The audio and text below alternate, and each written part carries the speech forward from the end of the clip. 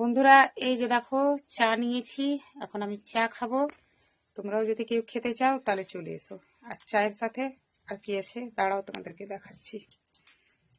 তো বন্ধুরা, এখন চিড়ে ভাজলাম, একটুখানি বাদাম ভাজলাম আর চানাচুর নিয়ে নিয়েছি।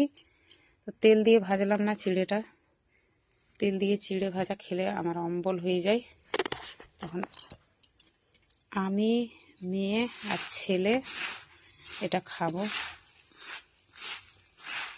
চিড়েটা সেই পৌষ সংক্রান্তির চিড়ে আনা হয়েছিল, তো পড়েই ছিল। পোহা বানিয়ে খাওয়া হচ্ছে, কিন্তু আজকে একটু ভাজলাম, এই বাদামটা ছিল তার জন্য। তো তোমরাও যদি কেউ খাবে তো চলে এসো, চিড়ে ভাজা আর চা। তো ঠিক আছে বন্ধুরা, আমরা তাহলে খাই এখন, তাহলে রাখি। সবাইকে বাই।